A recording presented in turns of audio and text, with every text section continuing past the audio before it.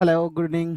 Welcome you all. कैसे हैं आप लोग? आई होप आप सब बहुत अच्छे होंगे। एंड आप सब अपने एग्जाम्स की तैयारी भी बहुत अच्छे से कर रहे होंगे, क्योंकि एग्जाम्स आपके अब एक हफ्ते मान के चलिए और रह गए हैं ऑलमोस्ट, जहां पे आपको अपना 100% देना है। तो चलिए हम वर्ड्सवर्थ पे कुछ क्वेश्चंस लेके आए हैं स्पेशली। इनकी कुछ जो पोम्स हैं, 3-4 पोम्स पे आज हम आपके लिए लेके आए हैं। वैसे क्वेश्चन तो काफ़ी हमने रेडी कर लिए हैं, लेकिन पीपीटी नहीं बन पाई है, तो इसलिए आपके लिए 80 क्वेश्चंस हम लगभग लेकर के आए हैं। तो चलिए let's begin the class. Class की हम लोग शुरुआत करते हैं। हमारे बच्चे कुछ आ भी गए हैं already. There Neha is there, Shweta, BK, everyone is there. Yes, good evening everyone, good evening. ये बीके, ओके ओके। पीजीटी का एग्जाम्स की डेट अनाउंस हो गई है, तो कब होने वाली है डीएसएसबी की? डीएसएसबी राजस्थान की भी हो गई है, आरपीएससी की भी। आरपीएससी का एग्जाम पीजीटी का जो है शायद वो 24 तारीख को है। आरपीएससी का, आरपीएससी जो पीजीटी कराती एग्जाम, तो उसका 24 जून को है शायद। डीएसएसबी का भी अनाउंस हो गया है, तो डीएसएसबी का भी है। इसमें सिलेबस जो कुछ डिफरेंट होंगे हम उसको देख लेंगे। बाकी ज़्यादातर चीज़ें तो लगभग 60% चीज़ें तो कॉमन ही होती हैं, थोड़ी बहुत चीज़ें अलग होती हैं 40%। तो फिलहाल आरपीएससी का सिलेबस तो मैंने ले लिया है। डीएसएसबी का सिलेबस आप लोग मुझे व्हाट्सअप कर दीजिएगा। देखेंगे उसमें क्या अलग है और क्या हम कर सकते हैं लिमिटेड टाइम में। तो चलिए, बाकी सब लोग आ भी जाएंगे। हाँ, यूपी में तो श्वेता, यूपी में 18-19 को है इस बार पीजीटी का एग्ज़ाम। 18-19 को पीजीटी का है, यूपी पीजीटी का। और 21 एंड 22 जुलाई जो है वो है आपका टीजीटी का। तो ये जून है, ठीक है। तो पीजीटी का एग्ज़ाम है 24 को, आरपीएससी पीजीटी का एग्ज़ाम है, और डीएसएसबी का भी डिक्लेयर हो गया है 7 जुलाई से। तो कब होगा, इंग्लिश का कब पड़ेगा वो तो बाद में पता चलेगा, लेकिन 7 जुलाई से टाइम टेबल आया हुआ है ना। तो चलिए, फिलहाल हम लोग सिलेबस के अकॉर्डिंगली देख लेंगे उसमें और क्या कर सकते हैं। हम लोग कुछ राइटर्स को कवर करने की कोशिश करेंगे, और अभी तो हम लोग वर्ड्सवर्थ पर फोकस करते हैं। वर्ड्सवर्थ बहुत ही फेमस राइटर हैं भाई, इनसे बहुत सारे क्वेश्चंस आते हैं एग्जाम में। खास करके अगर हम यूपी टीजीटी की बात करें, तो यूपी टीजीटी में आप सबको सिलेबस सबको पता है कि यूपी टीजीटी में आपके पास शेक्सपियर महोदय हैं।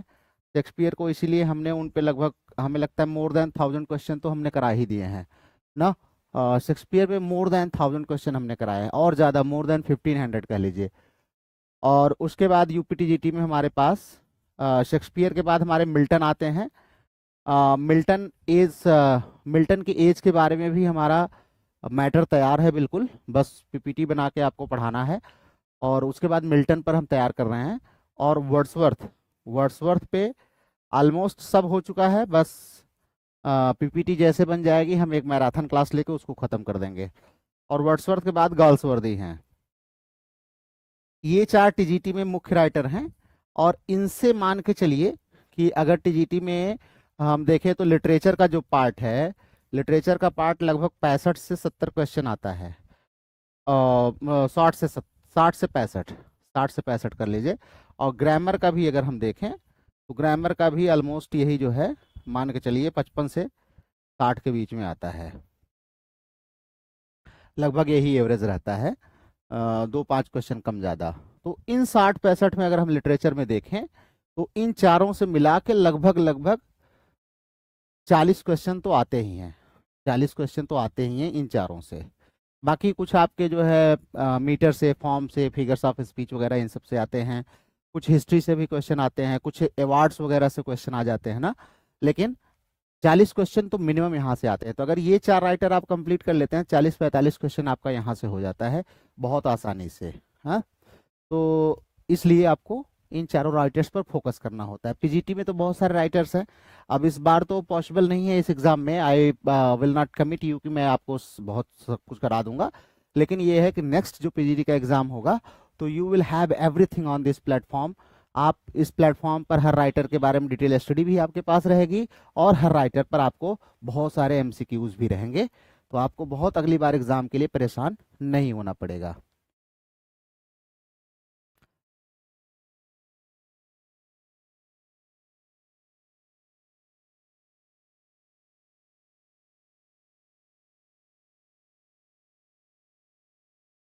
Good evening, good evening Neha, Sarita, good evening, Heera, good evening everyone. चलिए, तो हम लोग शुरुआत करते हैं। हाँ, पीडीएफ्स हम अवेलेबल करवा देंगे as soon as possible. PDFs के लिए हमने आपको बताया है कि अभी उस पर मेरी कुछ प्लानिंग चल रही है। It will take some time ना, don't worry, I will provide everything ना। थोड़ा समय लगता है, अभी शुरुआत है और अकेला हूँ, क्या क्या करूँ ना, कोई हेल्पिंग हैंड नहीं है। How many stanzas are in the solitary reaper. तो पहला हमारा जो पहली पोम हमने ली है, सॉलिटरी रीपर ली है। सॉलिटरी रीपर से आपको 20 क्वेश्चंस यहाँ पर लाए गए हैं। तो पहला क्वेश्चन आपका है कि how many stanzas are there in the solitary reaper. Solitary reaper में टोटल कितने स्टेंजाज हैं? तो आप सभी लोग बताइए, क्विक आंसर दीजिए। कितने स्टेंजाज हैं?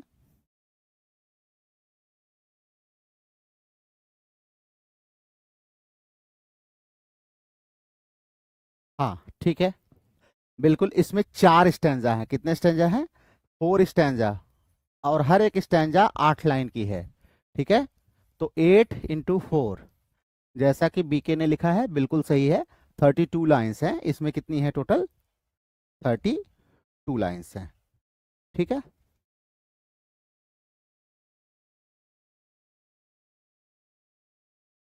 हाँ ठीक है बेटा, कोई बात नहीं। नेहा, मैं प्रोवाइड कराऊंगा, डोंट वरी, मैं सब कुछ प्रोवाइड कराऊंगा। बुक फॉर्म में आ जाएगा हमारा, हम आपको पीडीएफ भेज देंगे, don't worry. Actually book form में हम आईएसबीएन के साथ इसको पब्लिश कराएंगे, आईएसबीएन के साथ। तो इसका बस एक जो बेनिफिट होता है, ये हमारे कैरियर एडवांसमेंट स्कीम जो हमारी प्रमोशन वगैरह की होती है, उसमें इसके कुछ मतलब कह सकते हैं मार्क्स होते हैं। तो इसलिए जब मैं इतनी मेहनत कर ही रहा हूँ, तो थोड़ा सा उसको अगर मैं छपवा दूंगा तो उससे मुझे बेनिफिट थोड़ा सा मिल जाएगा ना। और लेकिन ये है कि इन सब चीज़ में टाइम लगता है, इसको फिर सही फॉर्म में लाना, वेटिंग करना, और उसके बाद फिर कोई पब्लिशर खोजो। हाँ, पैसे भी लगते हैं आजकल तो। What is the total number of the lines in the solitary reaper. तो अभी हमने आपको बताया टोटल नंबर ऑफ लाइंस कितनी है। तो हमने आपको बताया 4 स्टैंजाज हैं, 4 स्टैंजाज, और हर एक स्टैंजा 8 लाइन का है। तो 8 लाइन का है, तो टोटल कितना हो गया? 32 लाइन्स, 32 लाइन्स हो गया। तो दैट्स टोटल नंबर। हाँ, Yogita namaste, namaste Preeti, good evening, good evening. ठीक है, स्वागत है, सबका स्वागत है। Rohit, good evening, you are late by 5 minutes ना। Next, in which year was the solitary reaper published. देखिए, ये सब बहुत इंपॉर्टेंट क्वेश्चंस हैं। देखने में आपको हल्के लग रहे हैं, एग्जाम में दिमाग घुमा देते हैं, इसलिए बार बार मैं इसकी प्रैक्टिस आपको करा रहा हूं। In which year was the solitary reaper published?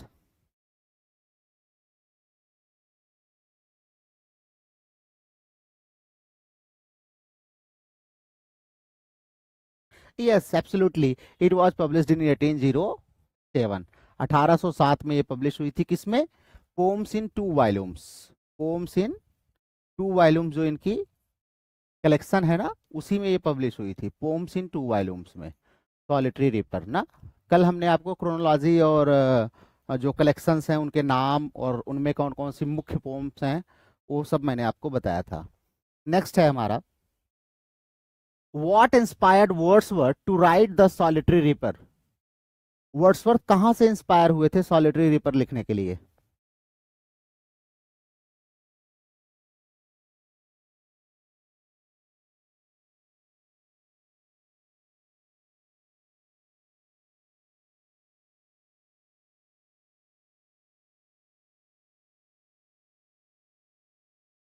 हाँ, बिल्कुल सही है, सरिता, नेहा, प्रीति,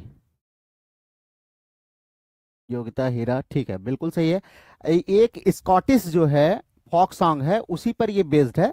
Scottish folk song actually Scotland के टूर पर गए थे ना 1803 में। 1803 में वर्ड्सवर्थ जो है वो स्कॉटलैंड के टूर पे गए थे, स्कॉटलैंड टूर पर ना। तो इनके स्कॉटलैंड टूर पर गए थे किसके साथ? क्या नाम था उनका? थॉमस विल्किंसंस। थॉमस विल्किंसंस हाउस गए थे ये, थॉमस विल्किंसंस टूर पर गए थे, विल्किंसंस के टूर पर गए थे। तो वहीं पर इनकी मुलाकात कह सकते हैं, या इन्होंने देखा जो है एक हाईलैंड गर्ल थी जो गीत गा रही थी ना, उससे बहुत ज्यादा ये प्रभावित हुए थे।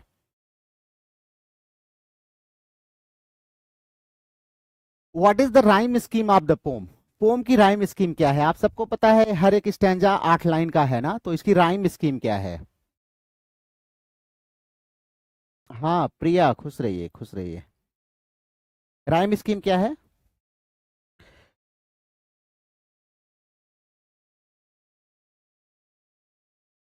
एक्चुअली वर्ड्सवर्थ जो है अपने ज्यादातर लिरिक्स में ना एक कॉमन राइम स्कीम फॉलो करते थे, कॉमन स्ट्रक्चर। लिरिक्स, इनकी जो लिरिक्स होती थी, there are common structure, common structure होता था लगभग, वो यही फॉलो किया करते थे। वो स्ट्रक्चर क्या होता था? ए बी, ए बी होता था, उसके बाद सी सी डी डी होता था। ये एक बड़ा अलग सा स्ट्रक्चर था, ध्यान रखिएगा। ए बी उसके बाद सी सी डी डी होता था ना। सी, ये डी है, ए मत कर लीजिएगा, डी है। A B B C C D D, तो यहाँ पर कहाँ है? ए बी कहाँ है?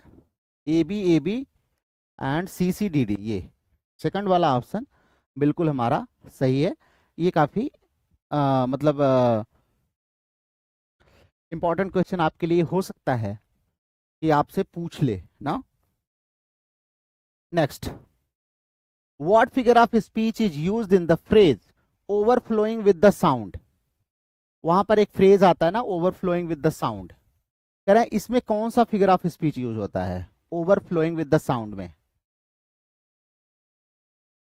ओवरफ्लोइंग विद द साउंड में कौन सा फिगर ऑफ स्पीच यूज होता है? Areeba good evening. कौन सा फिगर ऑफ स्पीच?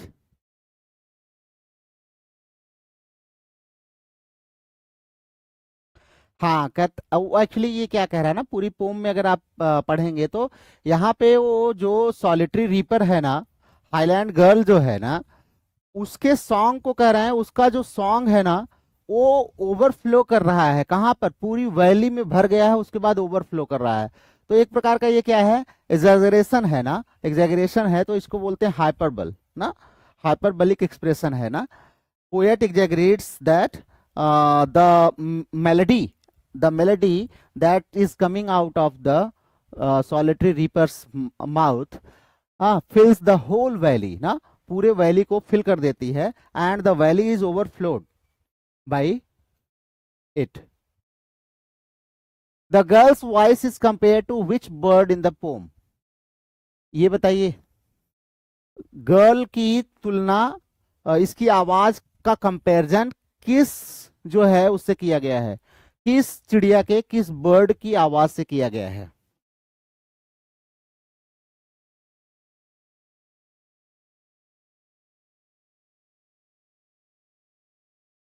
भाई ध्यान रखिएगा, ये सब चिड़िया उड़िया बहुत पूछता है ना। हाँ हाँ ठीक है, नाइटिंगल, बिल्कुल नाइटिंगल है। वैसे यहाँ पे दोनों ऑप्शन होंगे मेरे हिसाब से, कुकू बर्ड भी, बाद में कुकू बर्ड से भी इसका कंपैरिजन किया गया है ना, कुकू बर्ड से भी। तो Nightingale is the right answer, Nightingale ज्यादा अप्रोप्रिएट है।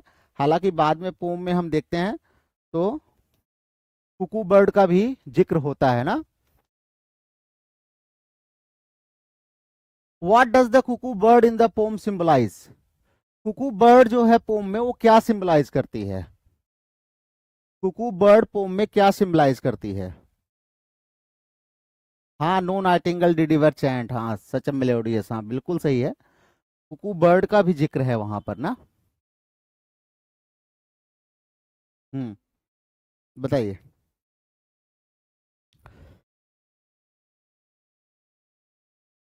हाँ, कुकू बर्ड क्या करती है? अवेकनिंग एंड चीयर को दिखाती है ना। कुकू बर्ड क्या करती है? Cuckoo bird is a voice of welcome to the new season. हाँ, सीजन ऑफ स्प्रिंग, जो स्प्रिंग सीजन आ रहा है, रिवाइवल को जो दिखाता, सिंबलाइज करता है revival. Awakening and cheer, cuckoo bird जो है वो क्या करती है? अवेकनिंग एंड चीयर को दिखाती है। What is the central theme of the poem? Poem की सेंट्रल थीम क्या है?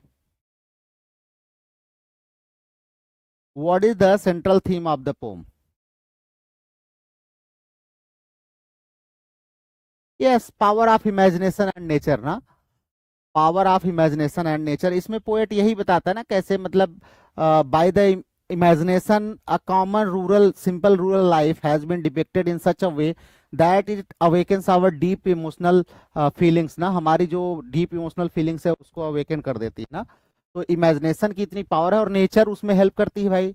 कुकू बर्ड है, आप देख रहे हैं नाइटिंगल है, और वो हाईलैंड एटमॉस्फेयर जो है वो सब दिखाता है। इन्वायरमेंट क्या दिखाता है, वो नेचर जो है उसको इमोशंस को एराइज करने में हमें हेल्प करता है। Where does the scene in the poem take place? ये जो सॉलिटरी रीपर है, इसकी सीन कहां पर टेक प्लेस करती है?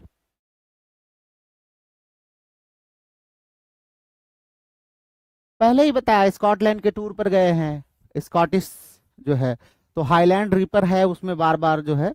तो इसमें हम देखते हैं तो स्कॉटलैंड का जो कंट्री साइड है ना, उसी का जिक्र इन्होंने यहाँ पर किया है। What does the poet say about the meaning of the song? Meaning of the song के बारे में पोएट ने क्या कहा है?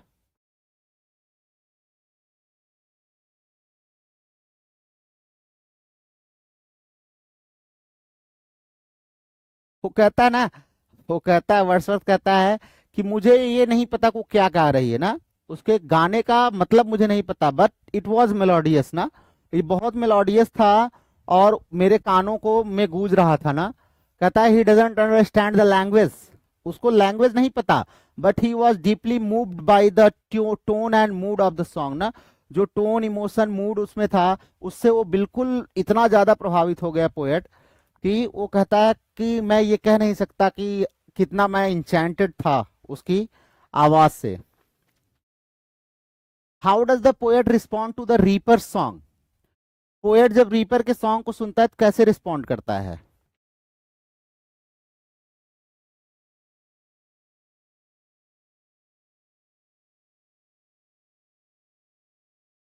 कैसे रिस्पॉन्ड करता है? Yes, he lessons in of and carries it in memory ना, बहुत आश्चर्यचकित होकर सुनता है, अरे इतना ब्यूटीफुल मेलोडियस सॉन्ग, और अपने मेमोरी में उसको रिमेम्बर कर कहता ना कि मैं इसको लेके चलता हूं ताकि ये जो मिस्ट्रिकल सॉन्ग है ना, जो beautiful and full of mystery इसका जो सॉन्ग है, ये जब कहीं भी मैं जाता हूं ना, तो क्या करता है, ये मेरे दिमाग में हमेशा लिंगर करता रहता है ना। Which poetic device is used in will no one tell me what she sings? अब पूछ भी तो रहा है ना, कहता है मुझे तो समझ में नहीं आया, लेकिन कोई मुझे नहीं बताएगा वो क्या गा रही है। Will no one tell me what she sings?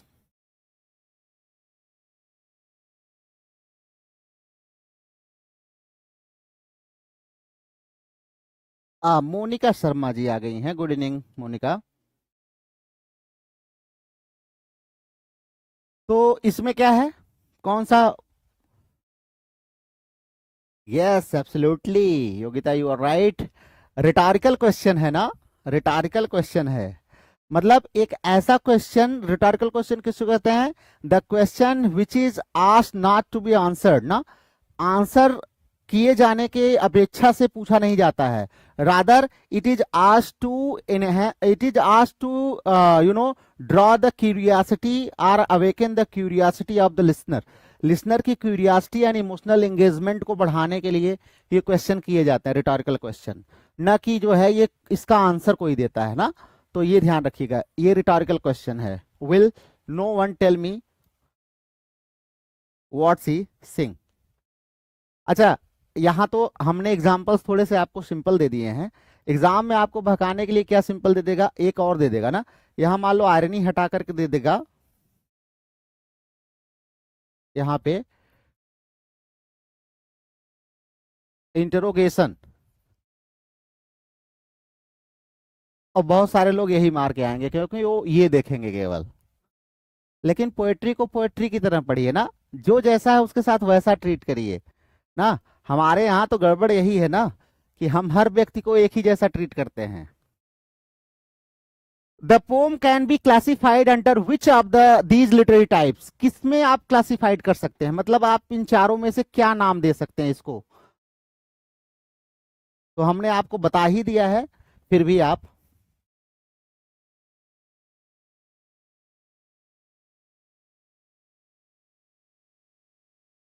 हाँ बिल्कुल, क्या बात है, योगिता ने इंट्रोगेशन लिख दिया है। चलिए।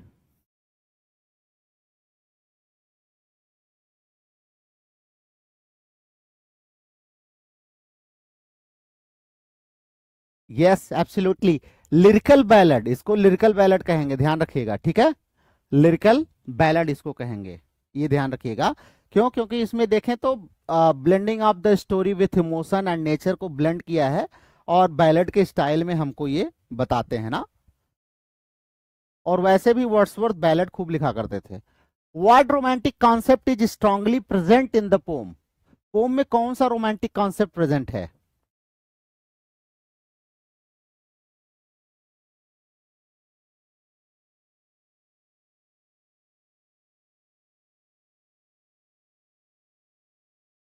Yes, elevation of common life and emotion. तो ज्यादातर कॉमन लाइफ पे तो ये करते ही थे। यहाँ पर देखिए तो सॉलिटरी रीपर क्या है, एक कॉमन गर्ल है ना, बिल्कुल कॉमन गर्ल है, उसको दिखाते हैं, इमोशन को दिखाते हैं ना, इमोशनल एक्सपीरियंसेस को दिखाते हैं।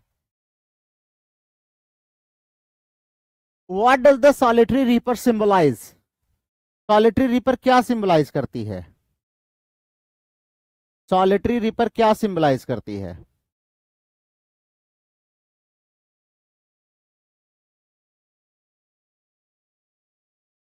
ये solitary reaper symbolize nature's voice ना, प्रकृति की आवाज है ना। She presents nature's pure and mysterious जो म्यूजिक है उसको प्रेजेंट करती है।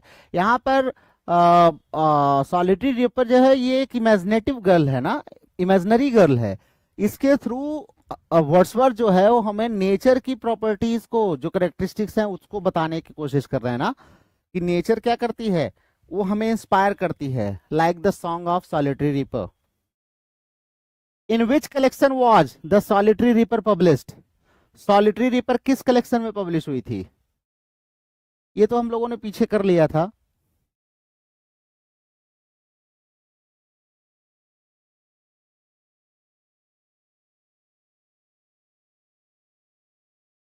ये हम लोगों ने पीछे कर लिया था। यस, पोम्स इन 2 वॉल्यूम्स ना, 1807 में पोम्स इन 2 वॉल्यूम आई थी, उसी में जो है ये उसी कलेक्शन में ये आई थी। Which emotion best describe the poet's mood in the poem? कौन सा इमोशन डिस्क्राइब करता है पोएट के मूड को? वही आ एंड वंडर ना, बिल्कुल आश्चर्यचकित है भाई कि इतना मधुर गीत जो है मतलब यहाँ पे इस बैरन लैंड में, हाईलैंड पर कोई गा रहा है। Which of the following best summarises the poem's message? Poem's के मैसेज को बेस्ट समराइज क्या करता है?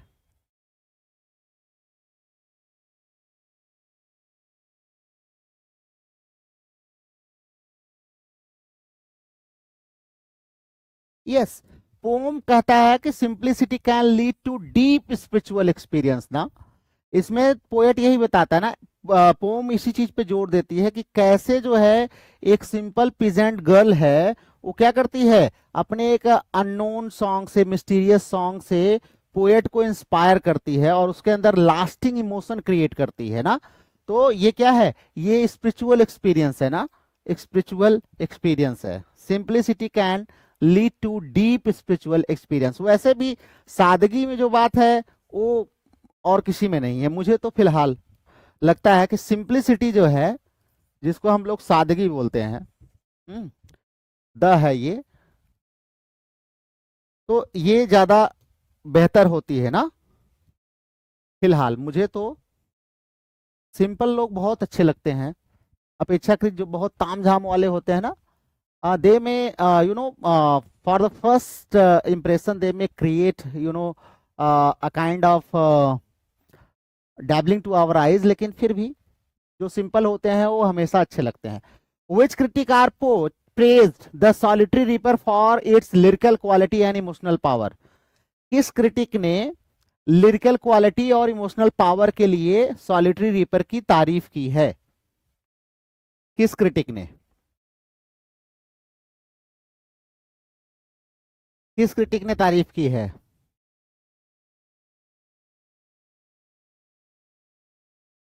हाँ बिल्कुल, absolutely right, it was Matthew Arnold. Matthew Arnold ने वैसे भी इनको, इनकी बड़ी तारीफ की है, वर्ड्सवर्थ को ना। इनको बोलते थे ग्रेट मेडिटेटिव और पोएट ऑफ मॉरल इंसाइट हैं।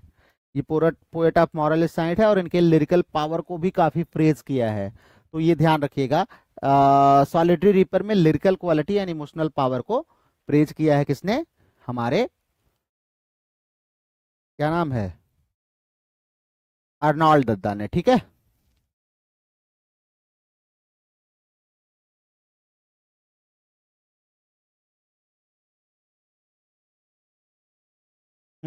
बिल्कुल ठीक है, एब्सोल्युटली राइट। चलिए, now we have question from daffodils. Daffodils से कुछ क्वेश्चन कर लेते हैं, चलिए। How many stanzas are there in the daffodils? Daffodils में कितने स्टैंजाज हैं?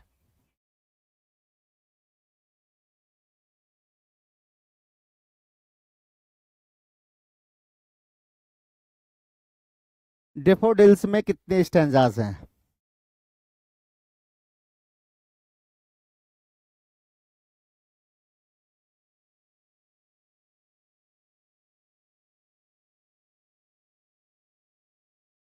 Yes, it's 4 stanzas. कितने स्टैंजाज हैं? 4 स्टैंजाज। ठीक है, उसमें भी 4 स्टैंजा है, इसमें भी 4 स्टैंजा है, बस अंतर क्या है, उसमें 8 लाइन के 4 स्टैंजा थे, 8 लाइंस के 4 स्टैंजा थे सॉलिटरी रीपर में। ठीक है, और इसमें 6 लाइन के 4 स्टैंजा हैं, इसमें डेफोडिल्स में। ठीक है, ध्यान रखिएगा। तो इसमें टोटल 24 लाइन है ना, 24 लाइंस, और उसमें 32 लाइंस है।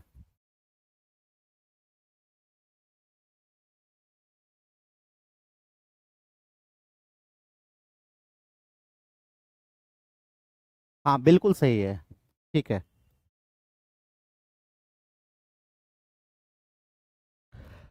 What is the total number of lines? लो मैंने बता ही दिया, तो डेफोडिल्स में टोटल कितने हैं? 24 लाइंस हैं, 6 लाइन के 4 स्टैंजाज ना, 6 लाइन के 4 स्टैंजाज।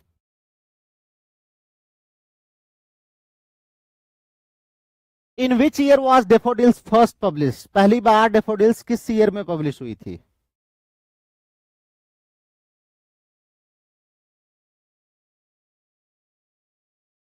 पहली बार कब पब्लिश हुई थी?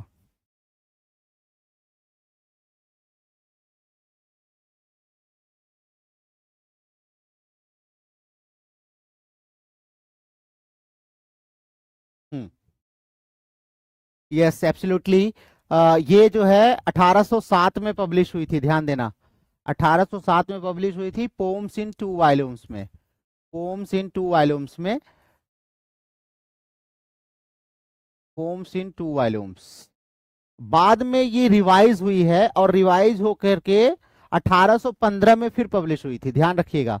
रिवाइज्ड इसका जो है 1815 में, तो हो सकता है आपके एग्जाम में यही पूछ ले कि revised version of daffodils was published, तो ध्यान रखिएगा 1815। ठीक है,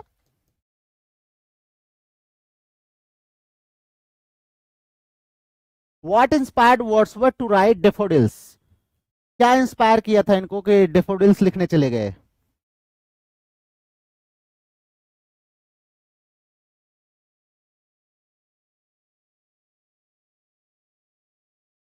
क्या इंस्पायर किया था?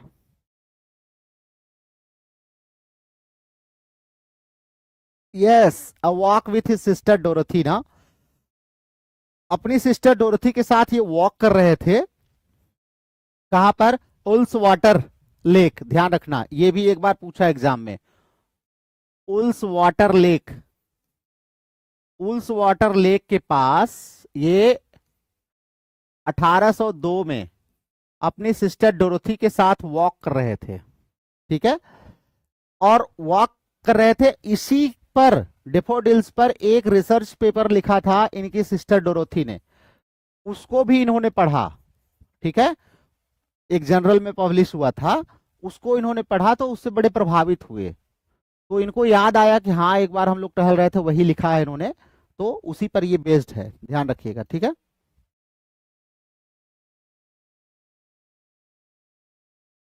What is the rhyme scheme of each stanza in daffodils? Daffodils की राइम स्कीम क्या है?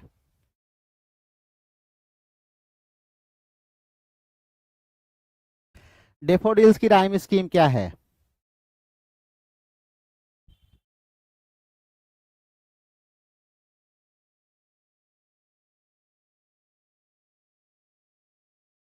डेफोडिल्स की राइम स्कीम क्या है बताइए?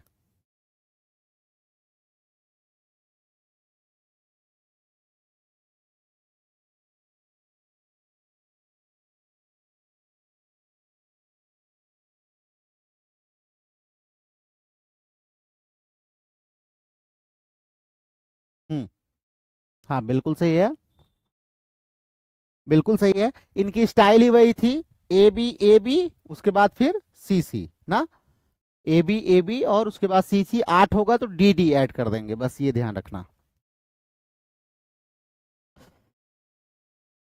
राइमिंग कपलेट से कंक्लूड करेंगे, बस ये ध्यान रखना।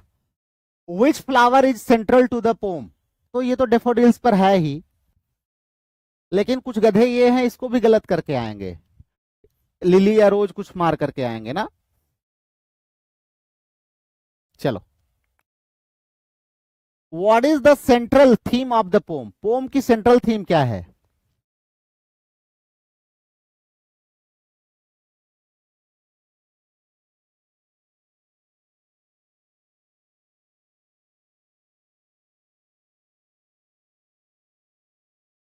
हाँ, एम एच अब्राम को पढ़ाऊंगा सरिता। एक्चुअली दो तीन समस्याएं हैं, दो तीन समस्याएं हैं, बीच में हेल्थ थोड़ी सी खराब हो गई थी, और अभी मैं बिल्कुल अकेला हूँ। आई हैव टू पूरा घर साफ करना, ये करना, खाना वाना बनाना अपने लिए सब कुछ, और यूनिवर्सिटीज में इवेल्युएशन चल रहा है, वहाँ जाना, देन आपके लिए कंटेंट तैयार करना, फिर उसकी पीपीटी तैयार करना। तो और गर्मी इतनी ज़्यादा है कि कहीं और बीमार न पड़ जाऊं, इस वजह से दो क्लासेस मैंने इस समय बंद रखी हैं, लेकिन बहुत जल्दी वो शुरू कर दूंगा।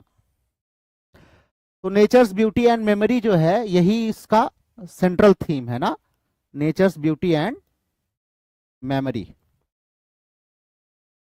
What is the tone of the opening line? I wandered lonely as a cloud. कह रहे हैं I wandered lonely as a cloud का टोन कैसा है?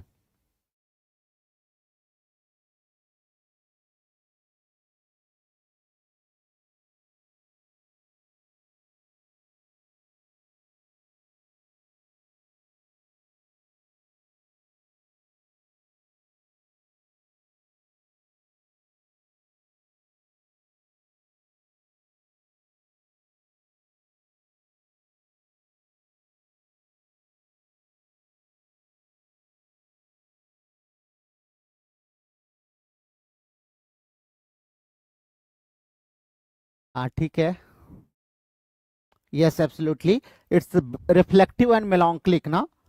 देखो, रिफ्लेक्टिव एंड मेलांकलिक क्यों है ये भी तो देखो ना, क्यों है? क्योंकि यहाँ कहता है लोनली की बात कर रहा है ना, तो लोनली का मतलब कि वो मेलांकलिक है, थोड़ा सा अकेला महसूस कर रहा है ना। He feels like as if he is like a drifting cloud ना, वो ड्रिफ्टिंग क्लाउड की, तैरते क्लाउड की तरह है, और मतलब कह सकते हैं कि ही इज लोनली, और उस पर विचार कर रहा है, इंट्रोस्पेक्ट कर रहा है ना। तो I wandered lonely as a cloud. The daffodils are compare to which natural element in the poem? Poem में डेफोडिल का कंपेयर किससे किया गया है?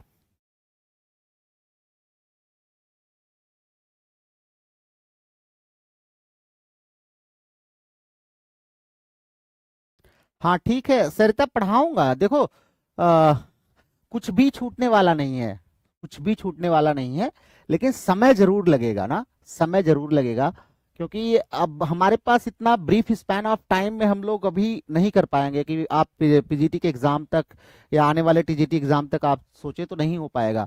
क्योंकि अगर हम केवल टीजीटी पीजीटी डिटेल में अगर पढ़ते हैं, तो टीजीटी पीजीटी डिटेल में मतलब डिटेल की जब मैं बात करता हूँ तो वो नहीं कि जो कोचिंग वोचिंग वाले केवल पैसा कमाने के लिए कर रहे हैं, वो वाला डिटेल नहीं। अगर आप वास्तव में टीजीटी पीजीटी के सिलेबस को डिटेल में पढ़ेंगे तो 2 साल से कम नहीं लगेगा, 2 साल से कम नहीं लगेगा, ये मैं कह रहा हूँ। ठीक है, तो इतना तो समय देना पड़ेगा आपको, तब नौकरी की कमी नहीं रहेगी। आप किसी भी एग्जाम में आप आंख बैठ करके मेरी तरह बैठेंगे ना, तो आपका टीजीटी पीजीटी नवोदय केंद्रीय दिल्ली जो चाहेंगे जिसमें बैठेंगे वो निकलेगा। लेकिन 2 साल डेडिकेटेड होके आपको देना पड़ेगा, 2 साल से कम में कुछ होने वाला नहीं है। हाँ, लकली कहीं आपका हो जाता है, दैट्स अनदर थिंग, नॉलेज भी उतनी नहीं रहेगी फिलहाल। और कुछ ऐसे भी होते हैं जो एक्सेप्शनल है, तो भाई उनका हम कह भी नहीं सकते। बहुत सारे ऐसे बच्चे होते हैं, बहुत टैलेंटेड होते हैं, स्मार्ट होते हैं, पहले से बहुत मेहनत कर रखी होती है, तो ऐसे भी बहुत सारे बच्चे हैं। लेकिन बल्क ऑफ जो हमारे स्टूडेंट्स होते हैं वो सिंसियरली पढ़ते नहीं, 2 साल आपको समय देना पड़ता है। The daffodils are compare to which natural element in the poem? Daffodil को किससे कंपेयर किया है? हाँ बिल्कुल सही, वेब से कंपेयर किया है, बिल्कुल सही है।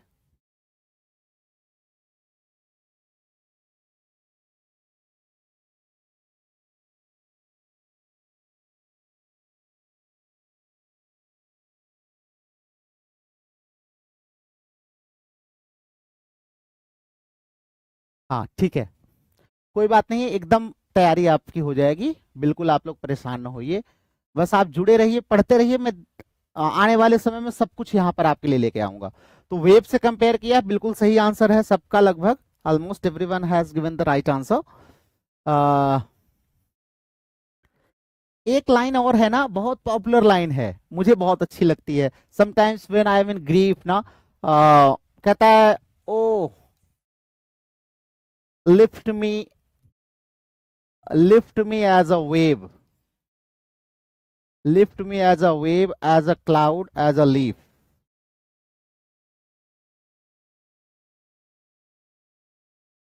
कहाँ की लाइन है?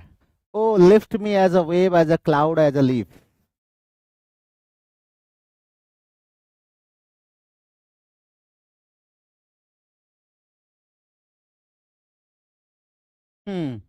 ठीक है, बड़ी ही फेमस लाइन है ना। The poet also compares the daffodils to stars, तो वेब से किया है और स्टार्स से किया है ना। ठीक है, वो कहता है ना कि मिल्की वे में जो स्टार्स हैं उससे डेफोडिल्स की कंपेयर करता है। जैसे ये मिल्की वे होता है ना, ये आपका मिल्की वे है, इसमें बहुत सारे स्टार्स हैं ऐसे ऐसे, तो कह रहा है ये फील्ड जो है this is like milky way and all the daffodils flowers are like stars ना। हाँ बिल्कुल सही, ode to the west wind की है, मेरी फेवरेट पोम है ode to the west wind. Which figure of speech is used in a host of golden daffodils? देखिए, ode to the west wind और द वेस्ट लैंड, भाई waste land तो बहुत ही अच्छी लगती है मुझे pome.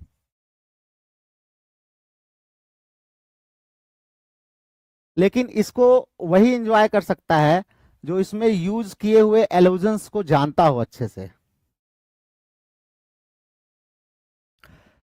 Which figure of speech is used in a host of golden daffodils? A host of,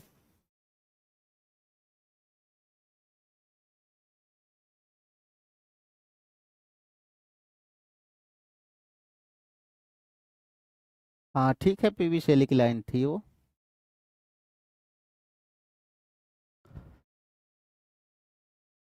नहीं नहीं, पर्सनिफिकेशन नहीं है भाई, गलत है, पर्सनिफिकेशन नहीं है, कहां से पर्सनिफिकेशन हो जाएगा? अ हॉस्ट ऑफ गोल्डन डेफोडिल्स, यहां पर आप देखेंगे तो अ हॉस्ट एंड गोल्डन, ये डेफोडिल्स की ब्यूटी को बहुत ज्यादा बढ़ा चढ़ा के दिखा गया है ना। मतलब गोल्ड से compare, abundance of the flower is compare to the host and gold ना, तो ये ध्यान रखिएगा। तो इसलिए यहां पर एग्जेगरेशन है, हाइपरबलिक एक्सप्रेशन है ये, ठीक है, ध्यान रखिएगा। यहां पे पर्सनिफिकेशन किसी भी हालात में नहीं है, हाइपरबलिक एक्सप्रेशन है ये। Fluttering and dancing in the breeze, बहुत ही फेमस लाइन है ये। Fluttering and dancing in the breeze is an example of, किसका एग्जाम्पल है?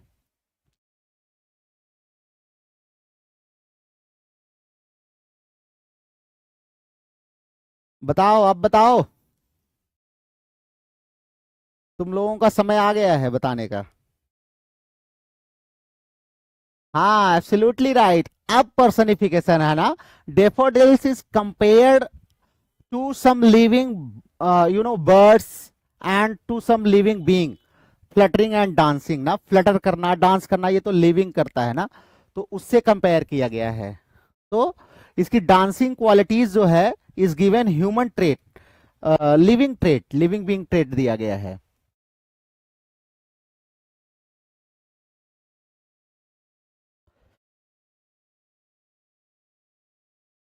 हाँ, वर्ड्सवर्थ पूरा करवाएंगे, डोंट वरी, वर्ड्सवर्थ पूरा करवाएंगे। अभी वर्ड्सवर्थ पे एटलीस्ट मान के चलिए आपको 200 क्वेश्चन और कराएंगे।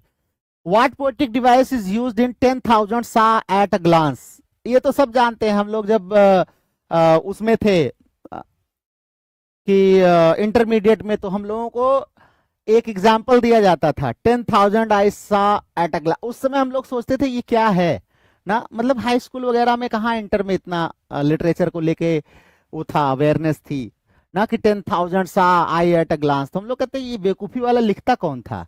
लेकिन अब समझ में आता है कि क्या था इसका मतलब। तो हाँ बिल्कुल, यहाँ पे इमेजरी क्रिएट करने की कोशिश की जा रही है ना। इमेजरी क्रिएट कर रहा है पोएट, मतलब एक विजुअल इमेजरी जिसको हम बोलते हैं ना। जैसे ही कहा 10,000 आई सा, तो जैसे ही उसने कहा एट अ ग्लांस, तो एक विजुअल इमेजरी हमारे अंदर फ्लावर्स की, तुरंत डेफोडिल्स की आ गई कि बहुत सारे, लगभग इस भरे हुए होंगे पूरे फील्ड ना। तो ये इमेजरी क्रिएट करने का एक तरीका होता है। और ध्यान दीजिएगा, अगर यहां पर इमेजरी नहीं आएगा, हाइपरबल आ जाएगा, तो ये हाइपरबल हो जाएगा, ठीक है, हाइपरबल। ध्यान रखिएगा, दोनों है।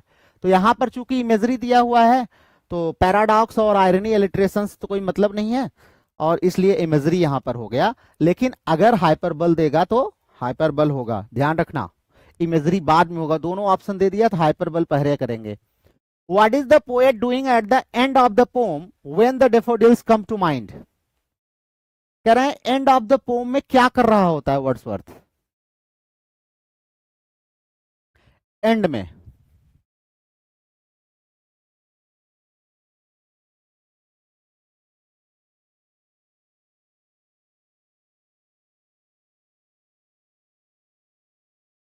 हाँ, दोनों आएगा मोनिका, अगर तो ध्यान रखना हमेशा, अगर दोनों आएगा तो सबसे पहले जो प्रोमिनेंट होता है उसको हम लोग करते हैं। तो प्रोमिनेंट यहां पर अगर हम देखें तो 10,000 आई सा एट अ ग्लांस, अगर हम देखते हैं प्रोमिनेंट तौर पर, तो अगर हम उस पोम को ध्यान में न रखें कि डेफोडिल्स की बात की जा रही है, तो हम निश्चित रूप से किसका करेंगे? हाइपरबल करेंगे ना। 10,000 आई सा ग्लास अपने दिमाग से हटा दीजिए, तो आपको क्या लगेगा? इमेजरी क्रिएट कोई नहीं हो रही, आपको लगेगा अरे क्या मतलब बकवास कर रहा है, 10,000 एक बार में कैसे देख सकता है। तो हाइपरबलिक मतलब बढ़ा चढ़ा के कहना ना, हाइपरबलिक। तो what is the poet doing at the end of the poem? तो क्या कर रहा होता है poet? Lying on his couch in solitude ना, बिल्कुल अकेले में लेटा हुआ है, एकदम क्वाइट मोमेंट्स। अच्छा, क्वाइट मोमेंट्स में क्यों लेटा हुआ है पोएट? क्यों लेटा है? क्योंकि वो कहता भी है ना, poetry is the spontaneous overflow of powerful feeling recollected in tranquillity. तो जब ट्रांक्विलिटी में नहीं होगा तो रिकलेक्टेड कहाँ होगा? सॉलिट्यूड में नहीं होगा तो मेमोरी रिकलेक्ट कहाँ से होगी ना। तो recollected in tranquillity. Then next, what impact do the daffodils have on speaker's mind? Daffodil का स्पीकर के माइंड पर क्या प्रभाव पड़ता है?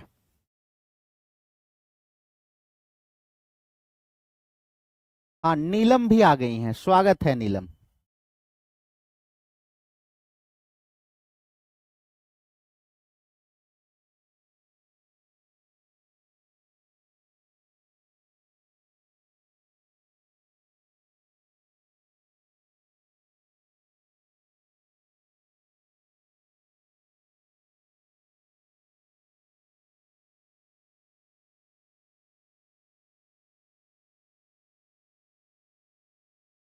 What impact do the daffodils have? Yes, they fill his heart with joy ना। भाई जब भी उसके दिमाग में ये इमेज आती है ना तो उसका हृदय कहता है कि एकदम ब्लिस ऑफ सॉलिट्यूड से भर जाता है। What phrase reflects the emotional reward of memory?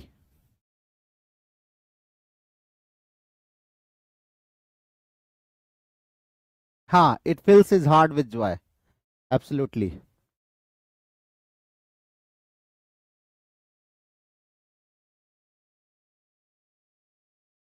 What phrase reflects the emotional reward of memory? Yes, my heart with pleasure fills ना, my heart with pleasure fills, memory से यही होता है। Then in which collection was daffodils first published? तो आपको बताया ही था, ये तो दोबारा आ गया है 1807 में। बाद में इसको रिवाइज किया गया कब? 1815 में, ठीक है। Which romantic ideal does daffodils reflect most? कौन सा रोमांटिक आइडियल देती है? तो emotional response to nature.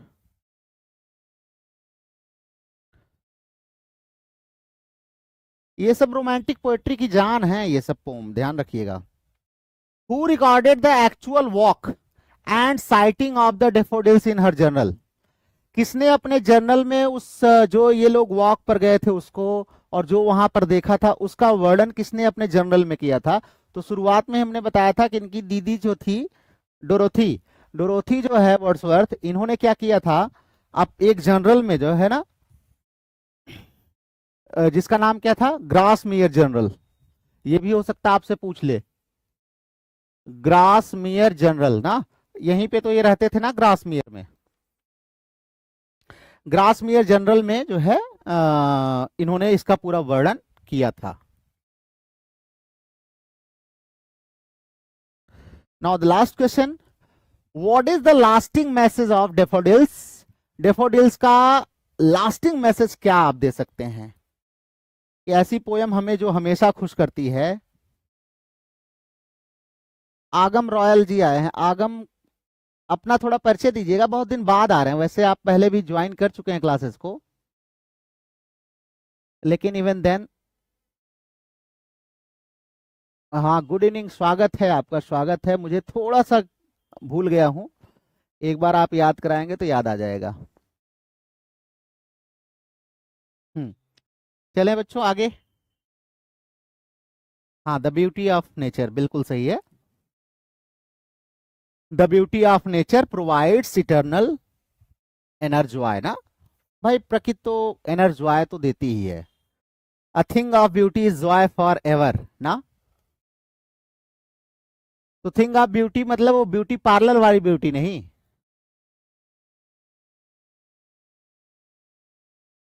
Artificial beauty नहीं।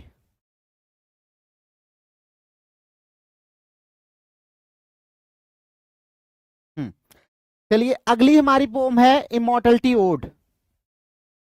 इमोर्टलिटी ओड को अब हम लोग करेंगे, ठीक है। चलिए let's begin. The first question is, how many lines are there in immortality ode? Immortality ode में टोटल कितनी लाइन्स हैं?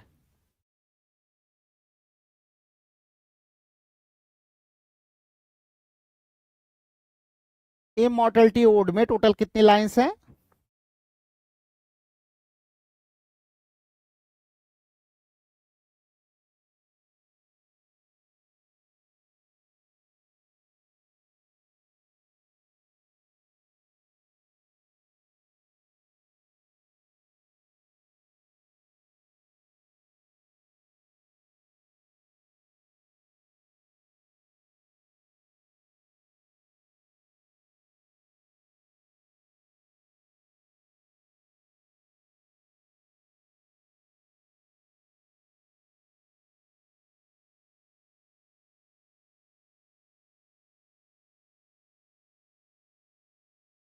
कंफ्यूजन है आप लोगों को?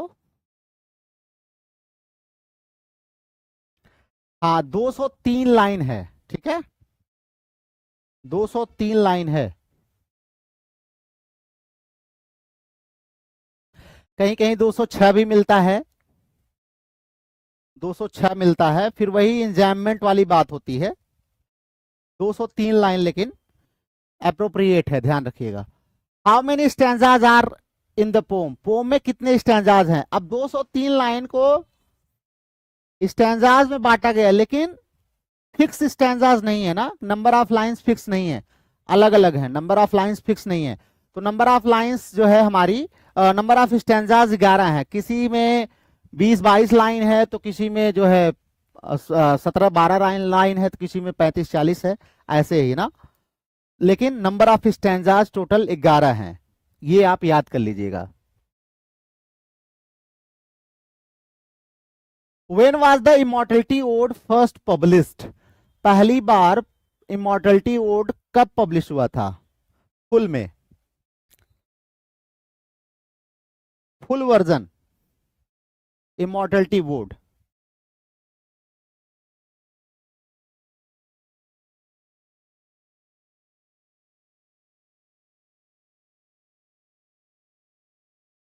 हाँ बिल्कुल 1807 में।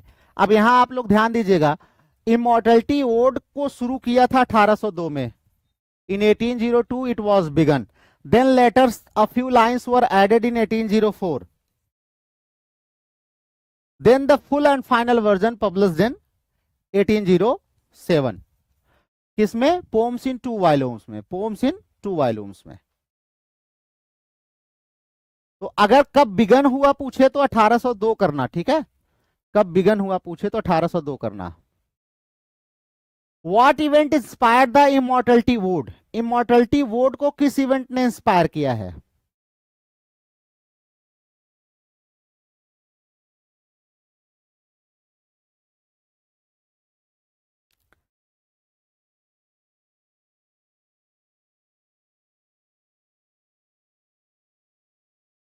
Yes, poet feels that he has lost the vision he had in his childhood and joy in nature ना, जो नेचर में उसको जॉय आता था और चाइल्डहुड में जो इमेजिनेशन, जो विजन वो करता था, अब धीरे धीरे उसका लॉस होता जा रहा है।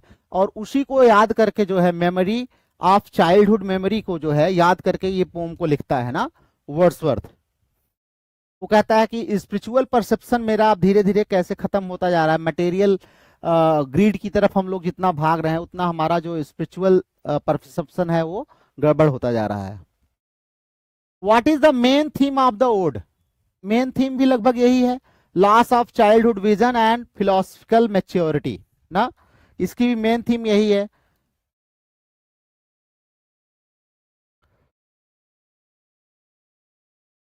Which philosophical concept from Plato influence the poem? बहुत इंपॉर्टेंट है, पहले तो ये जान लीजिए कि प्लेटो से ये प्रभावित है, प्लेटो से, प्लेटो की एक थियरी है उससे प्रभावित है, कॉन्सेप्ट है। वो कौन सा कॉन्सेप्ट है? प्लेटो का कॉन्सेप्ट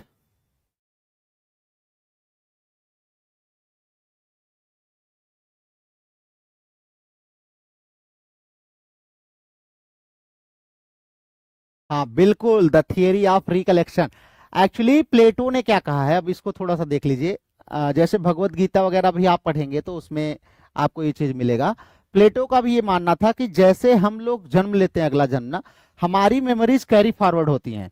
जैसे हमारी डेथ हुई, डेथ होने के बाद हम अगला बर्थ जब लेते हैं ना, तो यहाँ की मेमोरीज जो होती है ना वो कैरी फॉरवर्ड होती हैं, कैरी फॉरवर्ड होती हैं, लेकिन फेंट मेमोरीज होती हैं। फेंट मेमोरीज चाइल्डहुड में हमारे फेंट मेमोरीज रहती हैं।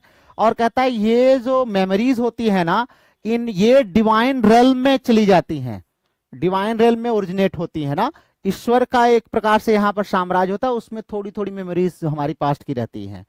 तो ये जो कह रहे हैं कि सोल हमारा जो होता है ना, जो हमारी आत्मा है, वो एक ईश्वरीय राज्य में उत्पन्न होती है, ओरिजिनेट करती है ना। तो ये क्या है, ये हमारे पास्ट मेमोरीज को कैरी फॉरवर्ड करती है। इसीलिए बचपन में आप देखिए ना, हम लोग डिवाइन रेल्म की वजह से ही बच्चों को क्या कहते हैं, भगवान का दर्जा देते हैं। उनके उनके उनके अंदर इनोसेंस क्यों होता है? Because God, innocence is what, innocence is allegory of God ना, गॉड की एलेगरी है इनोसेंस, इनोसेंस। तो ये सारी चीजें हम अपने भी धर्म शास्त्रों में देखते हैं तो हमें दिखाई देता है। इसी को द थियरी ऑफ रिकलेक्शन हमारे प्लेटो साहब ने कहा है। What does the line our birth is but a sleep and forgetting suggest? कह रहे हैं sleep and forgetting, our birth is but sleep and forgetting. बहुत ही इंपॉर्टेंट लाइन है, हमें लगता है 10-20 बार तो पूछी जा चुकी होगी, इससे कम नहीं। Our birth is but sleep and forgetting.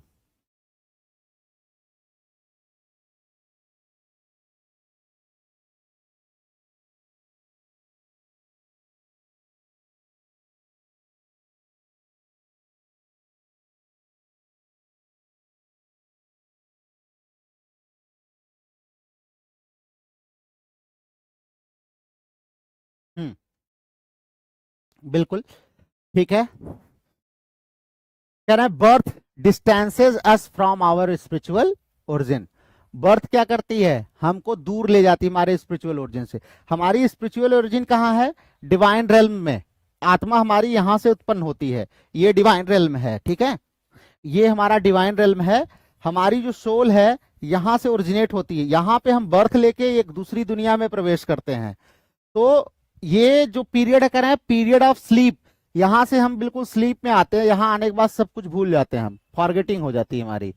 तो our birth is but a sleep and forgetting ना। तो हम क्या करते हैं, जो ईश्वर ने हमको डिवाइन ट्रूथ्स वगैरह दिया है, जब हम यहाँ पर जैसे ही फिजिकल वर्ल्ड में एंटर करते हैं तो we forget all those divine truths. वो सब डिवाइन ट्रूथ्स जो होते हैं वो हम सब भूल जाते हैं ना। ईश्वर ने हमें क्या पर्पस देके, हम मोह माया में इतने फंस जाते हैं। वहां पर ईश्वर बड़ा समझाया रहता है, जैसे मैं आपको समझा रहा हूँ, आपको बहुत समझा रहा हूँ, आप अभी क्लास में लाइव हो, बहुत समझा रहा हूँ, पढ़ो, मेहनत करो, जीवन को सफल बनाओ। आप जैसे ही लाइव क्लास खत्म होगी, थोड़ा सा इधर उधर होगा, 1-2-4 घंटे बाद फिर मौज मस्ती अपना रील चलाएंगे, अपना वो करेंगे, फिर दुनिया भर के इधर कोई उधर होगा, नेतागिरी कोई करेगा, कोई पंचायत करेगा, कोई इधर टाइम पास करेगा, कोई सीरियल में, कोई टीवी में। तो वही hours birth is but sleep and forgetting. तो वही आप स्लीप एंड फॉरगेटिंग वाले में हो, मोह माया में फंस गए।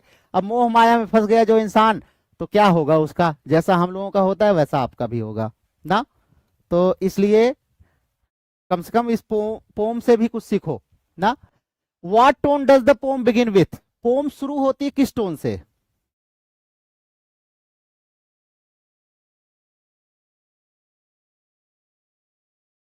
पोम किससे शुरू होती है, किस टोन से? Yes, poem begins with a melancholic and nostalgic tone ना। मेलांकलिक एंड नॉस्टैल्जिक टोन से अपने पास्ट को याद कर रहा है, अपनी मेमोरीज को रिकलेक्ट कर रहा है, चाइल्डहुड मेमोरीज को ना।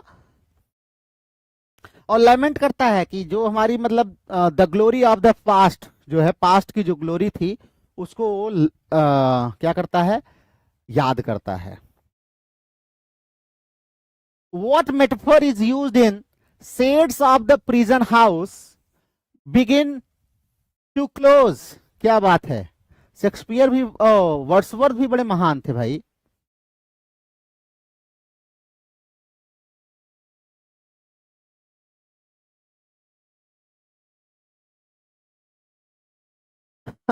Monika is such a humorous girl ना।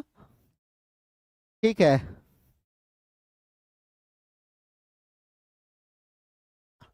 What metaphor is used in shades of the prison house begin to close?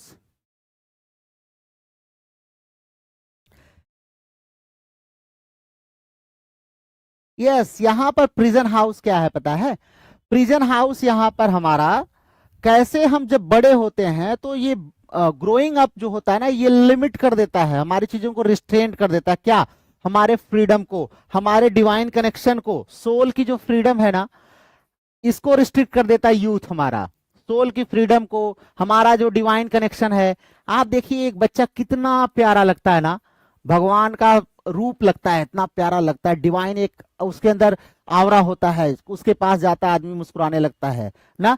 तो जैसे जैसे यूथ में आता है ना तो राक्षस बनता चला जाता है, जैसे डिवाइन कनेक्शन गायब होता जा रहा है, सोल फ्रीडम जो है ना, सोल की जो फ्रीडम है वो धीरे धीरे अब यहाँ पर इसको कैच कर रही दुनिया भर की चीज, इधर दोस्त लोग हैं, इधर दुनिया भर का बकवास कॉपी किताब इधर है, हाँ सब माया में, इधर धन दौलत पैसा, इधर टीवी फीवी है, कुछ दोस्त यार है, कुछ लोगों के लिए गांजा सिगरेट दारू भी है ना। तो दुनिया भर की मोह माया उनको कैच कर लेती है।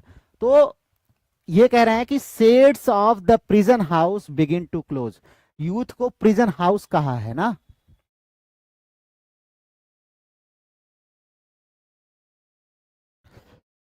Which of the following best describes the structure of the ode, कह रहे हैं ओड के स्ट्रक्चर को कौन सबसे बढ़िया डिस्क्राइब करता है, क्या चीज? हाँ बिल्कुल,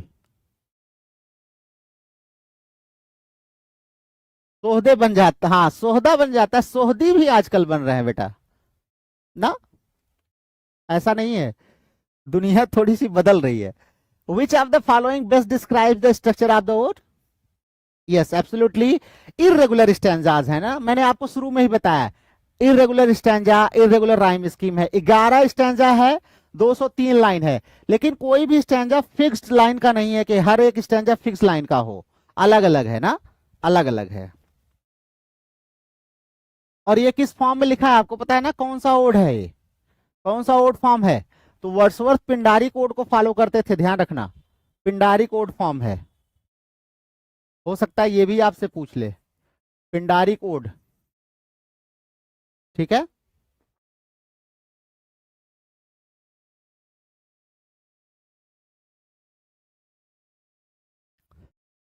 haven lies about us in our infancy, क्या बात है, ये भी गजब की लाइन है, heaven lies about us in our infancy.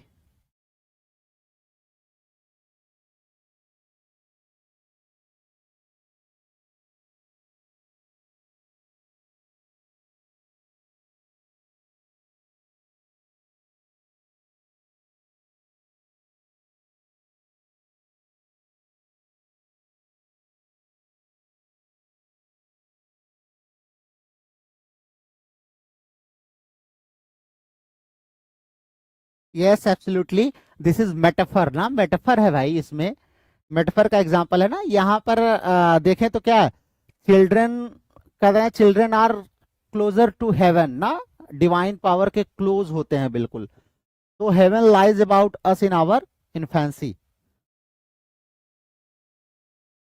Actually क्या है, जैसे नया नया आते हैं ना हम लोग, बच्चा बचपन में क्या है, ये देखो, ऐसे इसको समझो, ये डिवाइन रेल्म है, हाँ, ये हमारा वर्ल्डी जो है, क्या कहते हैं, वर्ल्ड है हमारा ना, वर्ल्डी लाइफ है।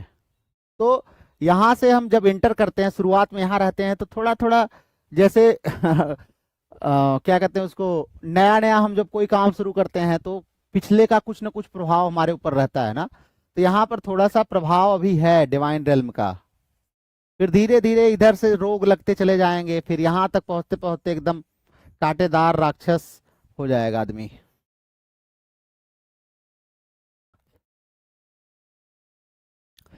What is the child described as in the poem, poem में चाइल्ड को कैसे डिस्क्राइब किया गया है?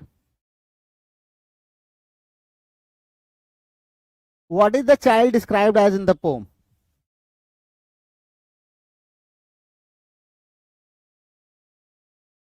चाइल्ड को कैसे डिस्क्राइब किया गया है?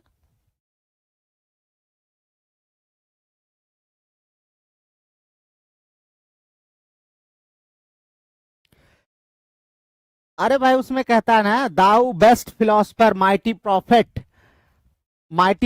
एंड सीयर क्या करके ब्लेस्ड करके है ना, तो a seer and a prophet क्या हो जाएगा, लाइन ही बड़ी फेमस है, चाइल्ड को आइडियलाइज किया है ना, चाइल्ड्स इनसाइट को आइडियलाइज किया है वर्ड्सवर्थ ने, thou best philosopher mighty prophet and seer blessed, बहुत ही फेमस लाइन है, पूछता है व्हाट डज द पोएट से replaces the lost childhood vision in maturity? What does the poet say replaces the lost childhood vision in maturity? कह रहे हैं जब हम मेच्योर होते हैं तो हमारा जो चाइल्डहुड का विजन लॉस्ट होता है उसको रिप्लेस कौन करता है, उसकी जगह ले कौन लेता है, तो उसकी जगह हमारे विजडम एंड डीप फीलिंग्स ले लेती है ना, wisdom and deep feelings. What does the line the glory and the dream refer to? The glory and the dream का क्या अर्थ है? यस yes, जो हमारा the glory of the lost imagination है चाइल्डहुड का, उसके बारे में कहता है ना, लॉस्ट इमेजिनेशन ऑफ चाइल्डहुड को कहता है कि अब वो नेवर बैक, कभी वापस नहीं आएगा, what is the overall tone of the final stanzas?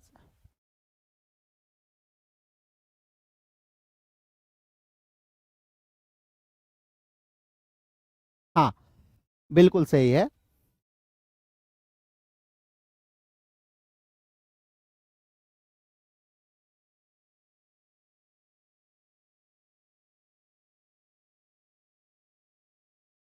Hmm, yes.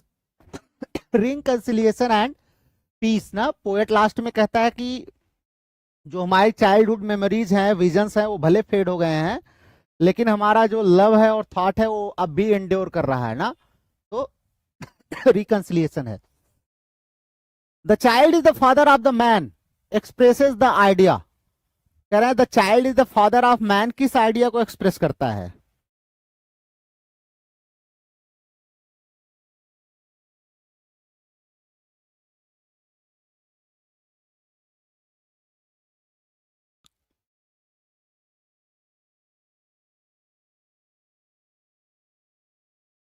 हाँ, टीजीटी पीजीटी राइटर ही तो हैं ये, मोनिका। टीजीटी के राइटर में से आते हैं ये। कराएंगे, सब कराएंगे, कुछ नहीं छूटेगा।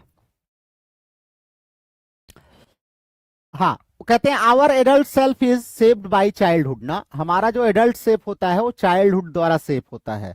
बहुत ही, ये बहुत बड़ी चीज है, आपको ये बहुत सिंपल लग रहा होगा ना, ऐसे ही पैराडॉक्स नहीं है, child is the father of man. What poetic device is most use throughout the ode? पूरे ओड में सबसे ज्यादा कौन सी पोएटिक डिवाइस यूज की गई है? तो that is symbolism and metaphor. Symbolism and metaphor.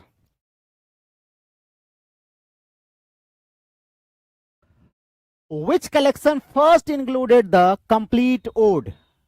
कह रहे कंप्लीट ओड पहले किस कलेक्शन में आया? तो पीछे भी हम लोगों ने कर लिया है, poems in 2 volumes 1807। Then next, what romantic ideal does this poem embody? इस पोम में कौन सा रोमांटिक आइडियल हमें देखने को मिलता है? Yes, it shows inner spiritual truth found through nature and memory ना। इनर स्पिरिचुअल ट्रुथ कहां से मिलता है? नेचर और मेमोरी के थ्रू हमें मिलता है, ये पोम में यही दिखाया है। And then the last question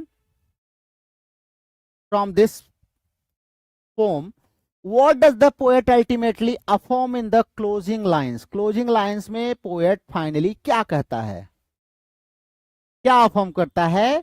कहता है कि the love that love memory and human sympathy give lasting meaning ना, ये हमारे बहुत लास्टिंग मीनिंग देते हैं, love memory and human sympathy. यहां पे आके हमारा इमॉर्टलिटी ओड खत्म होता है। अब हम आपको लंदन ले चलेंगे, ठीक है? To London, to London 1802, to London 1802।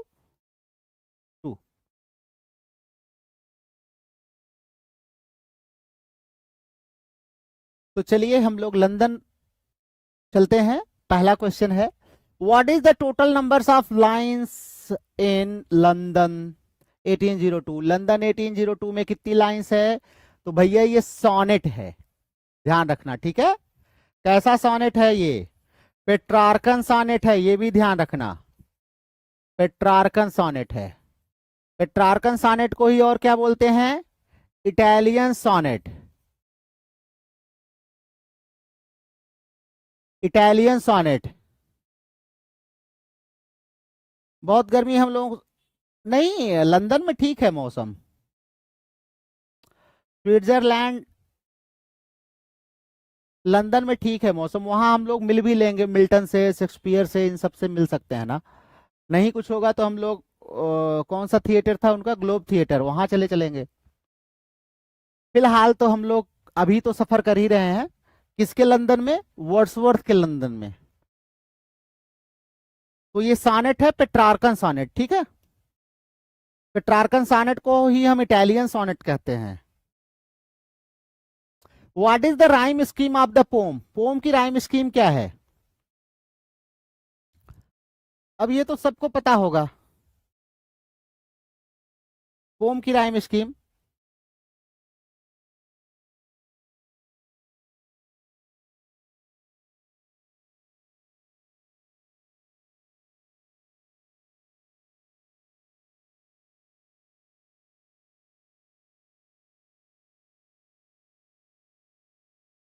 चलिए आप लोग पहले अपना सिलेक्शन ले लीजिए, और फिर उसके बाद 1-2 सालों में सब लोग इकट्ठे आइए, फिर हम लोग भारत भ्रमण पे निकलेंगे ना। अपना भारत सबसे प्यारा। तो इसकी राइम स्कीम क्या है बेटा? हाँ, अब्बा अब्बा कड़ी कड़ी ना, A B B A C D E C D E. Petrarchan का ये क्या है? ट्रेडिशनल पैटर्न है, ऑक्टेव एंड स्टेट ना, ऑक्टेव एंड स्टेट। लगभग सभी को ये पता होगा, लेकिन जिसको नहीं पता हो तो क्या करना है, आप बीए सेकंड सेमेस्टर हमारे प्लेलिस्ट में जाइए। प्लेलिस्ट में वहां पे सब पड़ा हुआ है, सोनेट की वर्जन से लेकर के कितने प्रकार के सोनेट होते हैं, क्या राइम स्कीम क्या होती है, सब कुछ पूरा वहां पर आपको मिलेगा। When was London 1802 written? कह रहे लंदन 1802 कब लिखा गया था? लंदन 1802 कब लिखा गया था?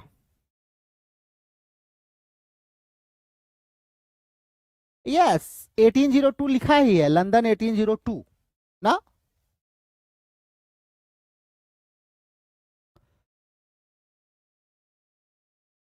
When was London 1802 published? London 1802 ये पोम का नाम है, कब पब्लिश हुई थी? लंदन 1802 कब पब्लिश हुई थी?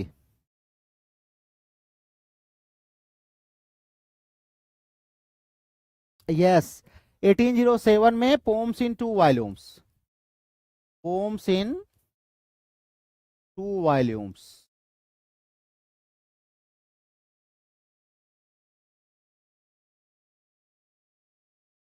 To whom is London 1802 addressed? London 1802 किसको एड्रेस्ड है? आपको पता ही है, मैंने बताया भी है।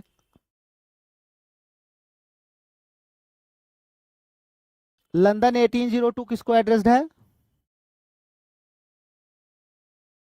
यस, इसको हम टू मिल्टन के नाम से भी जानते हैं, इस पोम को ना। इस पोम को हम टू मिल्टन के नाम से भी जानते हैं, to Milton.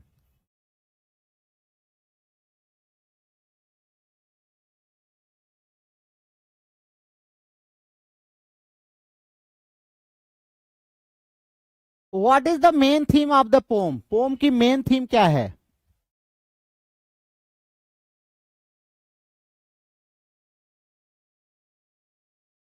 Yes, the decline of England's moral and spiritual values ना। पोएट कहता है, मिल्टन से रिक्वेस्ट करता है, उसकी स्पिरिट को बुलाता है ना, कहता है कि O Milton thou shouldst be living at this hour ना। काश अगर आप इस समय जिंदा होते तो ये इंग्लैंड के लोग जिनकी स्पिरिचुअल वैल्यू, मॉरल वैल्यू खत्म होती जा रही है, डिक्लाइन होता जा रहा है, उनको तुम फिर से रिस्टोर कर पाते। How does Wordsworth describe England in the opening line? Opening line में इंग्लैंड को कैसे डिस्क्राइब करते हैं? बहुत ही फेमस ये है, कहते हैं Milton thou shouldst be living at this hour, England hath need thee, England hath need thee a sick and stagnant nation. कहते हैं इंग्लैंड को आपकी जरूरत है, ये बीमार हो गया है, गंदा हो गया है, भद्दा हो गया है ना। What quality of Milton does the poet admire most? Milton की कौन सी क्वालिटी को पोएट बहुत एडमायर करता है? Which quality?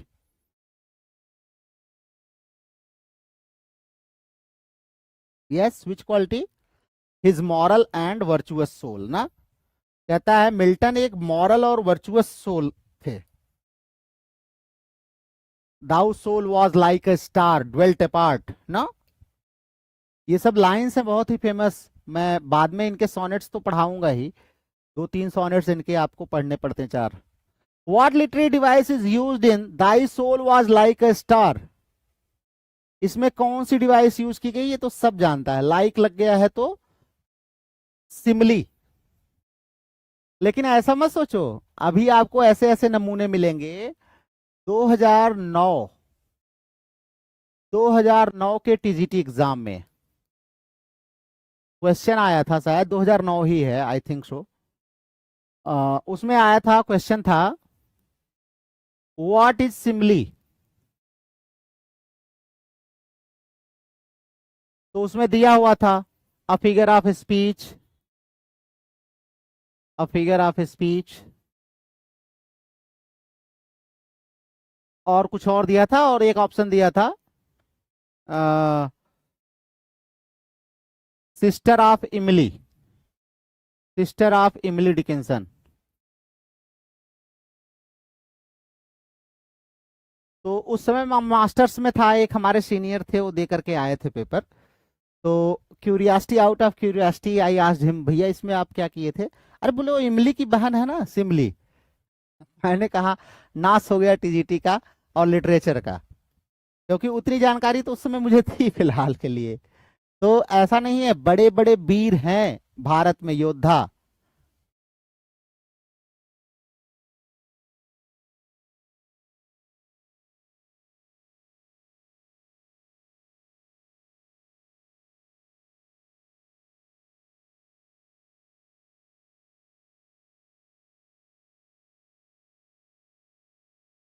चले, चलो फिलहाल सिमली, इमली, डिमली जो भी है, हम लोग आगे चलते हैं।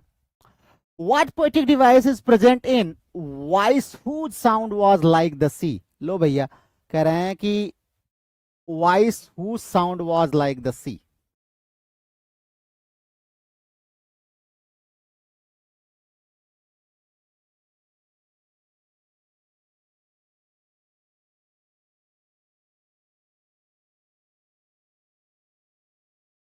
हाँ, बहुत तेजस्वी लोग हैं। कहाँ से आते हैं ये?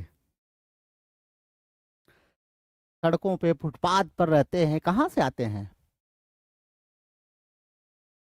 Whose voice sound was like the sea? तो यहाँ भी like आ गया है, तो like जब आएगा तो हमारी सिमली आ जाएंगी ना।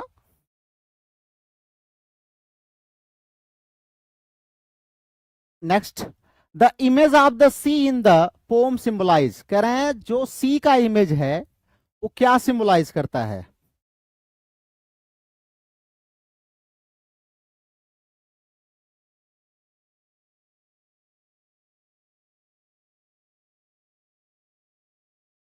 क्या सिंबलाइज करता है?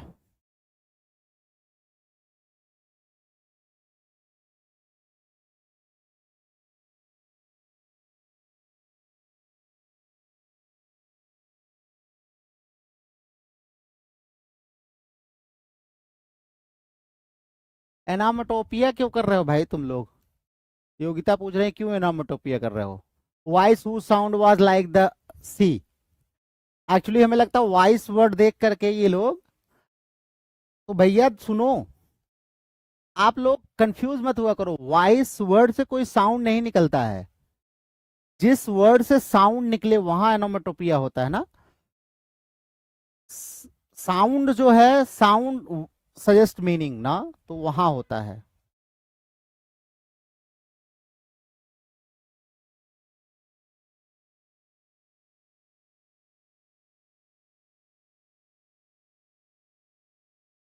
हाँ बिल्कुल, boundless natural purity and power ना। इमेज दिखाता, सी क्या दिखाता है? Boundless natural purity and power. What aspect of Milton's character does Wordsworth highlight by saying pure as the naked heavens? कह रहे हैं जब वर्ड्सवर्थ कंपेयर करते हैं तो कौन सी क्वालिटी बताते हैं मिल्टन की, जब कहते हैं pure as the naked heavens?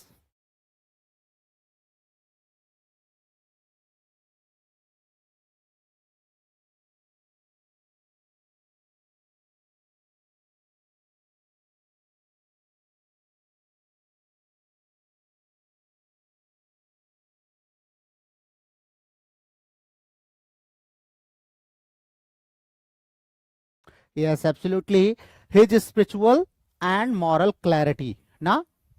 कहते हैं कि वो बिल्कुल जैसे प्योर एज नेकेड हेवन है ना, बिल्कुल स्पिरिचुअल और मॉरल क्लैरिटी उनके अंदर है। He is like heaven unpolluted, divine. According to the speaker, what has modern England lost? Modern England ने क्या खो दिया है?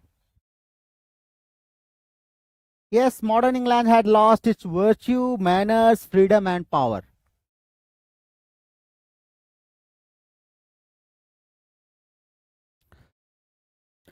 How does Wordsworth believe Milton lived his life? Wordsworth क्या मानते थे मिल्टन ने अपना जीवन कैसे जिया?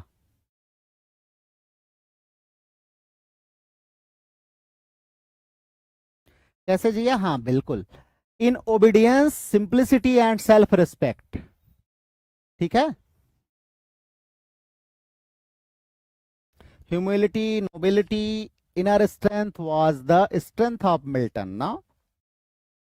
What romantic value is reflected in this poem? इस पोम में क्या रोमांटिक वैल्यू रिफ्लेक्ट की गई है? Moral and spiritual purity found in great individuals and nature ना. जो ग्रेट इंडिविजुअल्स होते हैं उनमें मॉरल और स्पिरिचुअल प्योरिटी मिलती है, और नेचर में. यही हमारे जो है वर्ड्सवर्थ ने दिखाया है. What is the tone of the poem? Poem का टोन क्या है? पोम का टोन क्या है? Yes, quite desperate and pleading ना. बहुत डिस्परेट है वर्ड्सवर्थ, और प्लीड कर रहा है मिल्टन से कि आ जाओ भैया, तुम हमारे इंग्लैंड को एक बार फिर से बचा लो ना. What form of address is used throughout the poem? Poem के थ्रू कौन सा जो है फॉर्म ऑफ एड्रेस यूज किया है? तो आप सबको पता है, Milton thou shouldst be living at this hour का मतलब मिल्टन इज डेड. और डेड को जब कॉल करेंगे तो क्या होगा? अपस्ट्रॉफी होगा ना.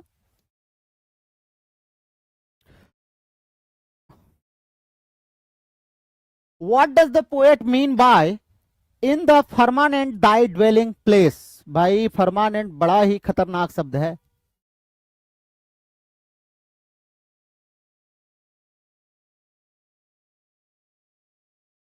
फर्मामेंट मीन्स क्या होता है? Sky, heaven. Thy dwelling place कहते हैं आपका हेवन में है ना.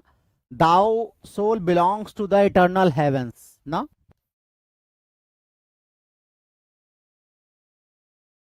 Now the second last question for today. What criticism is implied against 19th century England? 19th century England में जो है कौन सा क्रिटिसिज्म इस पर अप्लाई किया गया है? तो it is it's selfishness, moral decay and materialism ना. यही 19th सेंचुरी में है, उसी को क्रिटिसाइज किया है पोएट ने. And the last question, what is the poem ultimately a call for? Poem क्या किस चीज के लिए जो है हमसे आग्रह करती है, अपील करती है? Yes, moral reform through the example of Milton ना. ये हमसे अपील करती है कि हमें मिल्टन का एग्जाम्पल लेके अपने अंदर मॉरल रिफॉर्म करना चाहिए. तो आज का हमारा जो क्लास है ये यहाँ पे आके खत्म हो गया. ठीक है, दैट्स फॉर टुडे. आज की क्लास, अभी बहुत सारे इसमें क्वेश्चंस हैं हमारे वर्ड्सवर्थ पे. अभी तो हमें लगता है कम से कम हम 15 पोम इनकी आपको पढ़ाएंगे, जिसमें से 4 आज अभी हुई है ना. तो अभी बहुत सारी इनकी पोम्स बची हुई हैं. जैसे as soon as it is possible आप लोग नोटिफिकेशन यूट्यूब का जरूर देखते रहिएगा. जरूरी नहीं हो सकता जिस दिन इवेल्युएशन ना रहे तो उस दिन मैं दोपहर में भी क्लासेस आपकी शिफ्ट कर सकता हूँ.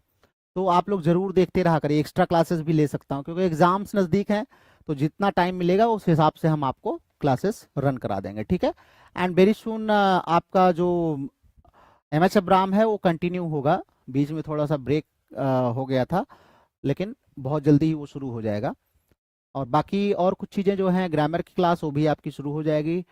और पढ़ते रहिए, रिवाइज करते रहिए. कोई कन्फ्यूज़न हो आप पूछिए.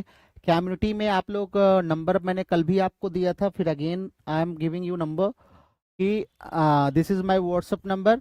मैसेज मी, मुझे आप इस पे व्हाट्सअप करिए your name, your address and competition जिसका आप तैयारी कर रहे हैं, ताकि मैं आपको कम्युनिटी में ऐड कर सकूं.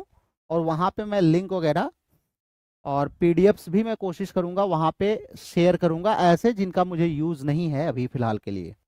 ठीक है. तो चलिए, दैट्स फॉर टुडे। मिलते हैं आपसे फिर हम लोग। हाँ ठीक है, कोई क्वेश्चंस? ओके, तो आपसे हम कल अभी रात में आपसे मिलेंगे 10 बजे विलियम जे लॉन्ग के साथ, ठीक है? तो चलिए, till then take care of yourself, अपना चाय वाय पीजिए, फिर 10 बजे मिलते हैं।